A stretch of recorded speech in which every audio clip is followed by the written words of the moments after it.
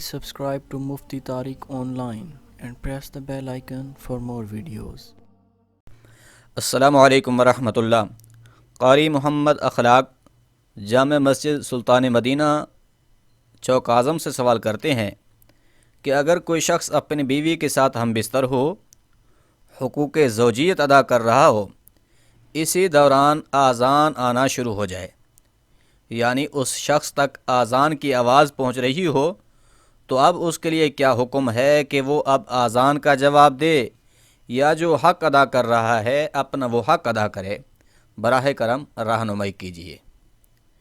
دیکھیں بھائی، اس حوالہ سے سمجھ لیں، فقہائے کرام نے لکھا ہے کہ اگر کوئی شخص اپنی بیوی کے ساتھ حقوق زوجیت ادا کر رہا ہو، ہم بستری کر رہا ہو، تو ایسے شخص کو چاہیے کہ وہ آذان کی طرف توجہ ہی نہ دے، یعنی اگر آذان کی آواز اس شخص تک پہنچ رہی ہے تو اب اسے چاہیے کہ وہ آذان کی طرف دھیان ہی نہ دے، جو حق ادا کر رہا ہے وہ اسے ہی ادا کرے۔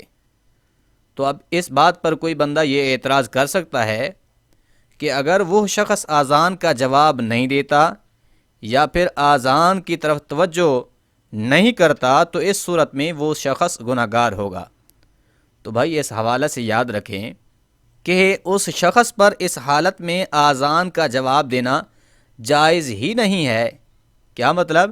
یعنی جس حالت میں وہ اب ہے تو اس حالت میں اسے آذان کا جواب دینا جائز ہی نہیں ہے۔ جب آذان کا جواب دینا جائز ہی نہیں تو پھر وہ گناہ گار کاہے کا ہوگا بھائی؟ کیونکہ اس حالت میں اس کے لیے آذان کا جواب دینا جائز ہی نہیں ہے، اس لیے اگر وہ شخص آذان کا جواب نہیں دے گا تو گناہ گار بالکل ہی نہیں ہوگا، بلکہ اسے چاہیے کہ وہ جو حق ادا کر رہا ہے پہلے وہ حق ادا کرے، اس کے بعد وہ وضو کرے، وضو کر لینے کے بعد وہ آذان کا جواب دے۔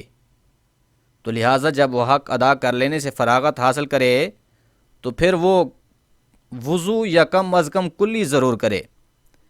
اسی دوران پھر اگر آذان آ رہی ہو تو وہ اس وقت آذان کا جواب بھی دے اور اسے اس سے ثواب بھی حاصل ہوگا، لیکن اس کے لیے یہ ضروری نہیں ہے کہ وہ ابھی ہم بستری سے فارغ ہوا ہے تو وہ غسل کرے، غسل کر لینے کے بعد وہ آذان کا جواب دے گا، نہیں، بلکہ وہ غسل سے پہلے ہی جواب دے سکتا ہے۔ اسی طرح اگر کوئی شخص جنبی ہے وہ بھی آذان کا جواب دے سکتا ہے، اس کا آذان کا جواب دینا بالکل جائز ہے۔